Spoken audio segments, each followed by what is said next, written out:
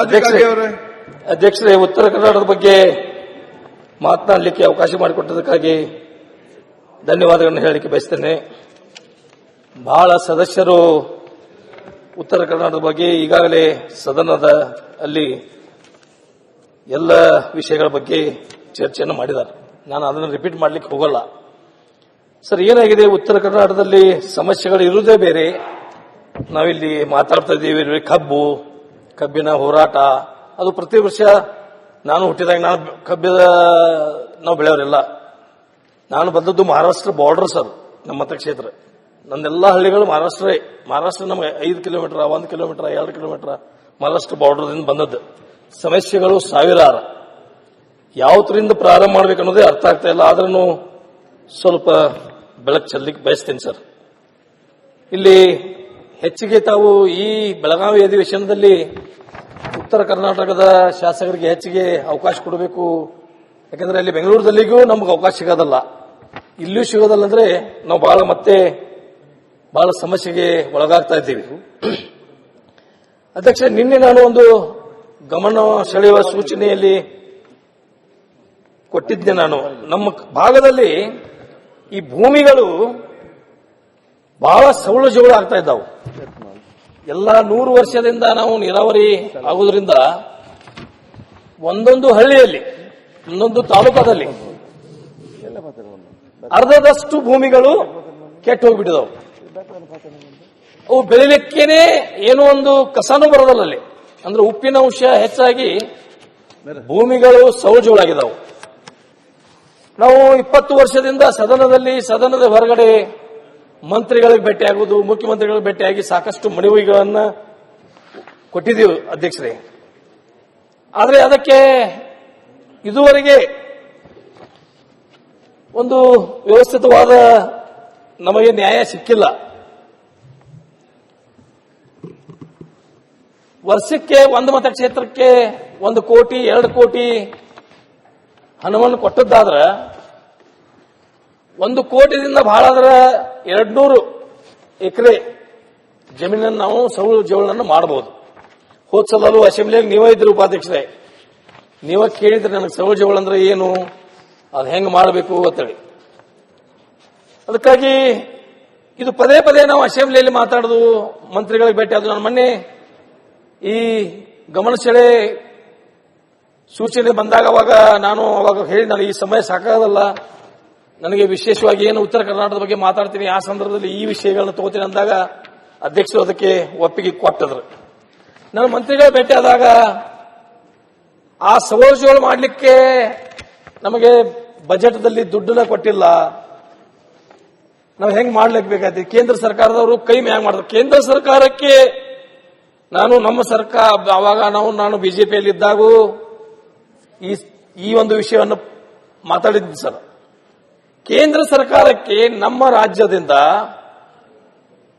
ಅದು ಒಂದು ಅನುಮೋದನೆ ಹೋದ್ರೆ, ನಾವು ಪ್ರಪೋಸಲ್ ಅನ್ನು ಕಳಿಸಿಕೊಟ್ರೆ ಸರಿಯಾಗಿ ಹೋಗಿ ಅವ್ರಿಗೆ ಅಲ್ಲಿ ದುಡ್ಡಿದೆ ಕೇಂದ್ರ ಸರ್ಕಾರದಲ್ಲಿ. ಅದಕ್ಕಾಗಿ ಅಲ್ಲಿ ಹೋಗಿ ಸ್ವಲ್ಪ ಪ್ರಯತ್ನ ಪಟ್ರೆ ಹೆಚ್ಚಿಗೆ ದುಡ್ಡು ಸಿಕ್ಕರೆ ಈ ಸೌಳು ಜೋಳನ್ನ ನಾವು ಸಂಪೂರ್ಣ ಜಮೀನು ಏನಾಗ್ತಿದೆ ಅಧ್ಯಕ್ಷರೇ, ಜನ ಬದುಕಲಿಕ್ಕೆ ಸಾಧ್ಯ ಇಲ್ಲ. ಬೆಳಗಾಂ ಜಿಲ್ಲೆ, ಬಾಗಲಕೋಟೆ ಜಿಲ್ಲೆ, ಬಿಜಾಪುರ ಜಿಲ್ಲೆ, ಅಲ್ಲಿ ನದಿ ಬೆಲ್ಟ್, ಕೃಷ್ಣಾ ಬೆಲ್ಟ್ದಲ್ಲಿ ಇರುವಂತ ಫಸ್ಟ್ ಅಟ್ಯಾಕ್ ಆಗೋದು ನಮ್ಮದ ಮಹಾರಾಷ್ಟ್ರ ಬಿಟ್ಟು ಬಳಕ ಸರ್. ಪ್ರವಾಹದಿಂದ ಅದನ್ನು ನಾನು ಮುಂದೆ ಬರ್ತೀನಿ. ಕಾಗವಾಡ ತಾಲೂಕಾ, ಚಿಕ್ಕೋಡಿ ತಾಲೂಕಾ, ಅಥಣಿ ತಾಲೂಕಾ, ರಾಯಬಾಗ್ ತಾಲೂಕಾ, ಮುಂದೆ ಕಡೆ ಜಮಖಾನಿ ತಾಲೂಕು, ಸಿದ್ದು ಸೌದಿ ಅವರು ಇದ್ದಾರೆ ಇಲ್ಲಿ. ಅವರು ಜಮಖಾನಿ ಎಲ್ಲ ನದಿ ಬೆಲ್ಟದಲ್ಲಿ ಸತ್ತಿ ಸೌದಿ, ನಮ್ಮ ಕಡೆ ಅವ್ರ ಕಡೆ ಹೋದ್ರೆ ಇಪ್ಪರ್ಗಿ, ಹತ್ತೈದು ಸರ್. ಇವೆಲ್ಲ ಜಮೀನುಗಳ ಎಲ್ಲ ಊರಲ್ಲಿರುವಂತ ಒಂದು 100 ಒಂದು 60-70% ಜಮೀನುಗಳ ಅಲ್ಲಿ ಬಿತ್ತನೆ ಮಾಡಲಿಕ್ಕೆ ಬರದಷ್ಟು ಪರಿಸ್ಥಿತಿಯಲ್ಲಿ ಇದಾವೆ. ಕಸಾನು ಹೇಳೋದಿಲ್ಲ ಅಲ್ಲಿ. ಹಿಂಗೆ ತಗೊಂಡ್ರೆ ಅದು ಮಣ್ಣು ತಗೊಂಡು ತೂರಿದ್ರೆ ಅಲ್ಲಿ ಉಪ್ಪು ಅಂಶ ಇಷ್ಟ ಆಗ್ಬಿಟ್ಟಿದೆ. ಅಲ್ಲಿ ಆ ಮಣ್ಣು ತಗೊಂಡು ಬಾಯಿ ಹಾಕೊಂಡ್ರೆ ಉಪ್ಪು ಬರ್ತೈತೆ ಅಧ್ಯಕ್ಷರೇ. ಎರಡನೇದು, ಅಲ್ಲಿ ಸೌಳು ಜೋಳ ಹೆಂಗ್ ಮಾಡ್ಬೇಕಪ್ಪ, ಸೌಳು ಜೋಳದ ಅಲ್ಲಿ ಹೆಂಗ ಸ್ಕ್ಯಾರ್ ಜಮೀನನ್ನ ಆ ಉಪ್ಪಿನ ನೀರಿನ ಅಂಶವನ್ನು ಹೆಂಗ್ ಹೊರ ತೆಗಿಬೇಕು. ಅದು ಒಂದು ಪೈಪ್ಗೆ ಮುಂದೆ ಒಂದು ಕವರ್ ಇರ್ತೈತೆ ಸರ್, ನೀರು ಮಾತ್ರ ಅಷ್ಟೇ ಹೋದಿದೆ ಅಲ್ಲಿಂದ. ಅದು 3 ಫೂಟು 4 ಫೂಟು ಭೂಮಿಯಲ್ಲಿ ಹಾಕಿದ್ದಾದ್ರೆ 50 ಫೂಟಿಗೆ ಹಾಕಿ ಒಂದು ಮೇನ್ ಡ್ರೈನ್ ಕೂಡಿಸಿ ಅದನ್ನ ಎಲ್ಲಾದ್ರೂ ಔಟ್ಲೆಟ್ ಮಾಡಿದಾದ್ರೆ 2-3 ವರ್ಷದಲ್ಲಿ ಆ ಸೌಳು ಜೋಳ ಭೂಮಿ ಫಲವತ್ತಾಗಿ ಮತ್ತೆ ಬೆಳೆಯಲಿಕ್ಕೆ ಈ ನಾವು ಉದಾಹರಣೆಗಳು ಮಾಡಿದ್ದೀವಿ. ಒಂದೊಂದು ಊರಿಗೆ ಊರು ತಗೊಂಡು ಅಲ್ಲಿ ಸೌಳು ಜೋಳ ಮಾಡಿದ ನಂತರ ಅಲ್ಲಿ ಮೊದಲು ಕಬ್ಬು ಪ್ರತಿ ಎಕರೆಗೆ 20-30 ಟನ್ ಬರ್ತಾ ಇರಲಿಲ್ಲ.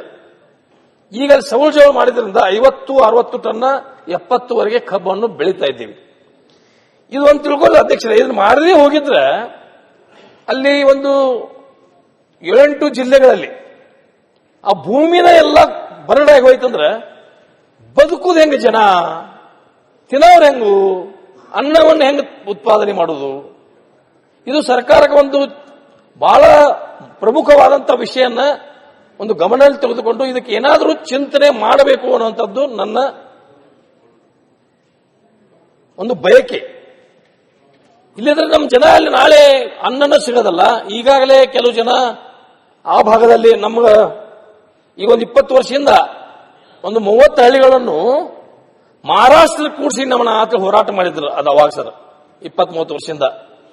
ಯಾಕೆ ಅವಾಗ ಅದು ಮಹಾರಾಷ್ಟ್ರ ಕೂಡಿಸ್ರಿ ನಮ್ಮನ್ನ ಅಂದ್ರೆ ನಮ್ಮಲ್ಲಿ ಇಲ್ಲಿ ನಮಗೆ ಸೌಲಭ್ಯಗಳು ಸಿಗ್ತಾ ಇಲ್ಲ, ನಾವಿಲ್ಲಿ ಬಹಳ ವಂಚಿತರಾಗಿದ್ದೀವಿ, ನಮ್ಮನ್ನು ಮಹಾರಾಷ್ಟ್ರ ಕೂಡಿಸ್ರಿ ಅಂತೇಳಿ ಹೋರಾಟವನ್ನು ಮಾಡಿದಂತ ಉದಾಹರಣೆಗಳನ್ನು ಇದಾವೆ ಅಧ್ಯಕ್ಷರೇ. ಈಗ ನಾವು ಅದನ್ನ ಸ್ವಲ್ಪ ಕಡಿಮೆ ಮಾಡಿ ಆ ಜನ ಇಲ್ಲೇ ಇರಬೇಕು ಅನ್ನುವಂತ ಒಂದು ಭಾವನೆಗೆ ಬಂದಿದೆ. ಎರಡನೇದು, ನಮ್ಮ ಕಡೆ ಭಾಗದಲ್ಲಿ ಅಲ್ಲಿ ಬಿಜಾಪುರ ಸಮೀಪ ಹೋಗುವಂತ ಕೊಟ್ಟಲ್ಗಿ, ಕಕಮಾರಿ, ಐಗಿಳಿ ಈ ಜನ ಕೆಟ್ಟೋ ಜನ ಗೋವಾ, ಮಹಾರಾಷ್ಟ್ರದಲ್ಲಿ ಬಾಂಬೆ ದುಡಿಲಿಕ್ಕೆ ಹೋಗ್ತಾ ಇರುವಂತದ್ದು. ನಾವು ವೋಟರ್ಸ್ ಹೇಳಿದಾಗ ಸರ್, ಚುನಾವಣೆ ಬಂದಾಗ ಅವ್ರನ್ನೆಲ್ಲ ಮಹಾರಾಷ್ಟ್ರದಿಂದ ಕರೆಸಬೇಕು ವೋಟಿಂಗ್ ಮಾಡಿಸ್ಲಿಕ್ಕೆ. ಈ ನಮ್ಮ ಪರಿಸ್ಥಿತಿ ಇದೆ ಇವತ್ತಿನ ದಿವಸ.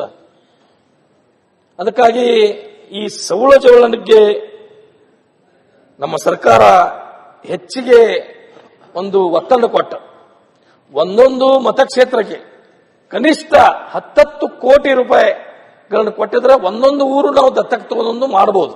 ಒಮ್ಮೆ ಎಲ್ಲ ನನಗೀಗ 50 ಹಳ್ಳಿ ಬರ್ತಾವೆ, 50 ಹಳ್ಳಿಯಲ್ಲಿ ಸೌಳು ಜೋಳದೆ ಒಂದು 20-30 ಹಳ್ಳಿ ಬರ್ತಾವೆ. ನೀವು 2 ಕೋಟಿ ಅಥವಾ 1 ಕೋಟಿ ಹಣವನ್ನು ಕೊಟ್ಟಿದ್ದಾದ್ರೆ ಅಗ್ರಿಕಲ್ಚರ್ದಿಂದ ಡಿಪಾರ್ಟ್ಮೆಂಟ್ದಿಂದ ಒಂದು ಊರು ಮಾಡಕ್ಕಾಗಲ್ಲ. ಅದು ನಾವು ದೇವರಿಗೆ ನೈವೇದ್ಯ ಮಾಡ್ತೇವಲ್ಲ ಸರ್, ಸುಮ್ಮನೆ ದೇವರೇನು ತಿನ್ನೋದಲ್ಲ, ಹಿಂಗೆ ಮಾಡ್ತೇವಲ್ಲ, ಹಂಗ ಆಗ್ತೈತೆ ಅದು.